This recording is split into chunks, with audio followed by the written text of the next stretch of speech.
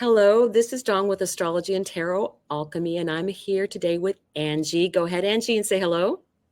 Hi guys, it's Angie from Learn Love Tarot. And we are doing this collaboration today because we really wanted to talk about Mercury retrograde and what's going on with that. We will be pulling some cards after we have a little bit of astrology discussion and nerding out, and what it means to us and how we can utilize that energy. So, Angie, I know that you had looked at the retrograde degrees and everything, so I will let you go ahead and explain that for everyone.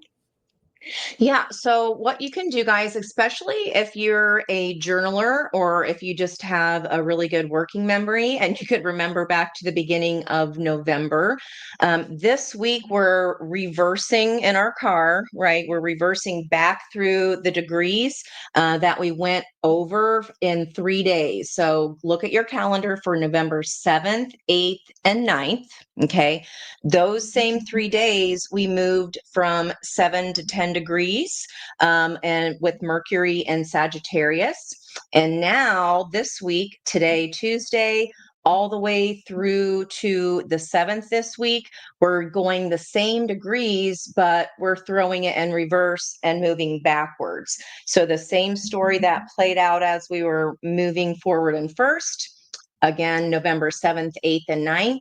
We're now going through that same story. It's like reading a book from the end to the beginning. You've already read the story, and now you're going back over it to kind of pick it apart piece by piece. So it's taking 5 days to go over those same degrees that only took 3 days to go over. So it's how Dawn's been talking about. It's much slower than the first time around, and it feels even slower because it's in reverse. So imagine having to throw your arm around the back of your car, and whip your head around. We didn't have the cameras there that we didn't have to crank our neck for, but you're definitely driving slower because you got to be more careful, right? It's not as easy to drive a car in reverse the same way, the same path that you drove it forward in. So those degrees again are going to be 7 degrees through 10 degrees. Our full moon, or excuse me, our new moon energy was that golden haired goddess of opportunity. And if an opportunity here is brewing for you for that new moon, now we kind of get to see this week, well, how did that come to be? And this week is all about, the theme is training. So we're engaging fully in training. You've got to be a really good driver to be able to drive in reverse in the same way that you went forward. And while we're training, of course, we're not driving as fast. We're training, we're going through ground, and we're learning to identify our authentic sense of self and hidden energies within that. The rocks and formations that form over time, we're now kind of going back and seeing how those formations happened in the first place. Also, it's back to Cupid knocking at the door. So when we started on the 7th of November, we started at Cupid knocking at the door. We got all the way to the golden-haired goddess of opportunity. Say that 5 times fast. And now, by the end of this week, we're reversing back to Cupid knocking at the door, which is becoming more receptive to the stirring of subtle emotions. Our spidey sense is coming on full blast. The spirit's making sure we're getting the message. If we did not get it the first time, maybe 3 days was too fast to drive through the energy. And now they go, okay, now we're going to take 5 days to reverse and move through that same pathway, but we're going to stretch it out and we're going to go backwards. So I find that really interesting that we're moving this week from opportunity back to, well, come back. Well, what are these emotions that you maybe have missed the first time? What are the signs? What are the synchronicities that you may have missed? And with that Kazemi coming up Thursday, I feel like that's going to be like, no, no, no, no, no. That's going to be on full blast. So we've been talking about how many synchronicities there are. There was synchronicities when we just met today. So That was super cool. I texted her back and I was like, 12, 12. And she's like, 11, 11 on my side. And I had written in my notes 33. 12, 12 is a 33. So it definitely feels like with that Cupid knocking at the door energy, as I was pre-shuffling, we got 6 of cups. So something's coming back around for review, but it's going to be louder and because it's going to be slower. It's like you can't possibly miss it. So what do you think about that, Dawn? Well, and I think what you'll find is that people are going to be sending you messages that you've had in your past, right? The very much the energy of somebody you haven't heard from in a long time might make an appearance in your life. That can happen during Mercury retrogrades. Oh yeah. And the fact that we're having this Cazimi on it's actually on Thursday, December 5th, and the actual times, because I wanted the perfected when it's exact is actually at 1427 degrees, but to get the special magic of a Cazimi, it's actually 17 degrees either side of that. So we actually get like a 5-hour window of magic where we can get answers in, where we can see synchronicities, where things are going to connect for us. Because we've had usually what happens when Mercury is not in its own sign, but it is in a sign with the sun. Mercury kind of gets outshone. It's not seen. It can't communicate well. And add on to that it's in retrograde. Communication has been a problem. And what I feel is the problems that we've had come up regarding our thinking about what we want to do, what we want to learn, all of those things, we're going to get much more clarity with this Mercury Cazimi. And that is actually going Eastern time. I'll give you the times for Eastern is basically from about 6:30 to 11:30 Eastern time in the evening on the 5th, right?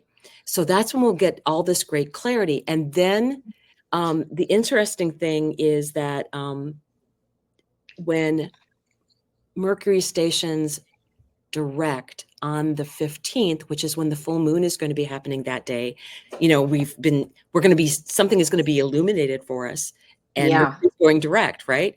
So I think the things that may have come up for people during this Cazimi, and then you've been thinking about it and reworking it in your mind and planning.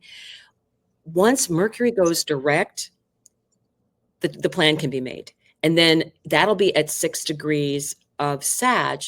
And Mars will be turning retrograde on December 6th, but it's going to be very slow moving and it's going to remain in Leo all of December.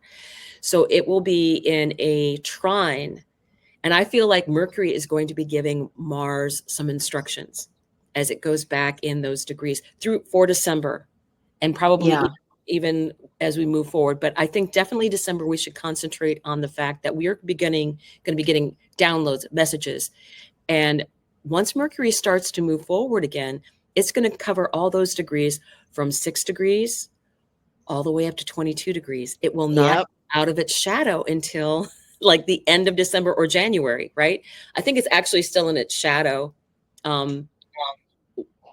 I think maybe it gets out of its shadow at the very beginning of January. So it's going to be very interesting that now it's direct, now it has a plan, and the sun has moved on. So it's not being outshone, it's not being, hidden anymore. We will have the solstice, I believe is the 21st. And then we will have that's a really good opportunity to work on things, because that's the sun in Capricorn. Anything in Capricorn is there to work, right? Yeah. So we have a lot of things that we can utilize that time. And we'll be discussing Mars retrograde in a different video. But right now, I think concentrating on Mercury and what we can utilize with that.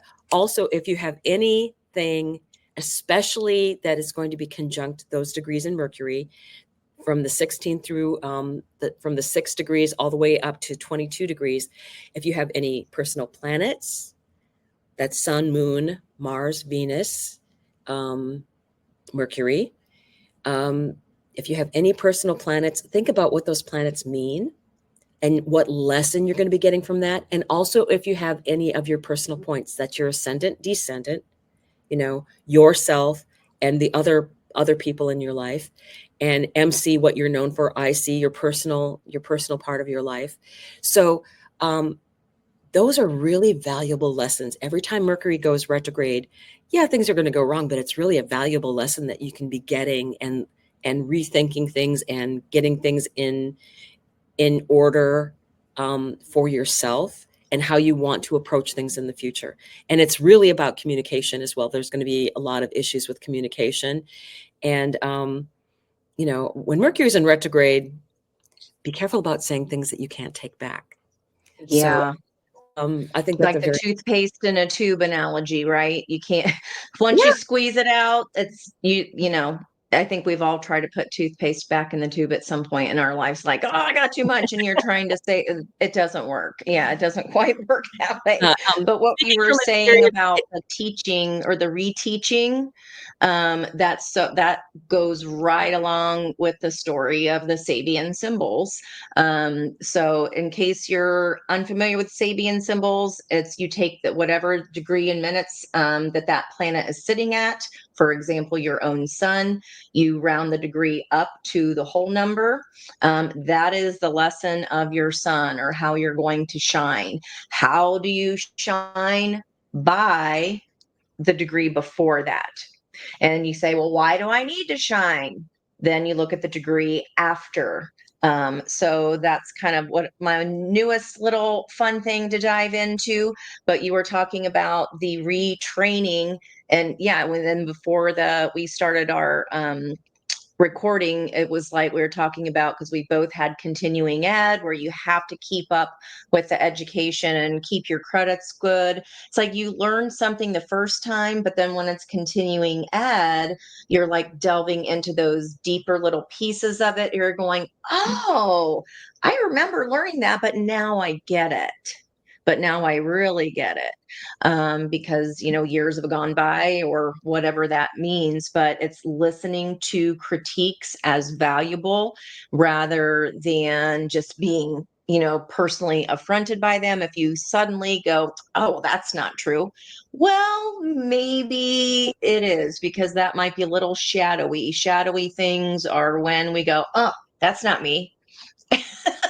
Right, but for some reason we kind of know that it is. It's just a piece of the shadow we haven't picked apart yet. So even communication with ourselves, how we receive communication from others, how we are accepting or unaccepting of those critiques, is all going to be playing out this week, slower and in reverse, where we might not think we need to be the retraining. We might think we know how to drive in reverse just fine, but we're going extra slow. We're getting the extra training just to be sure.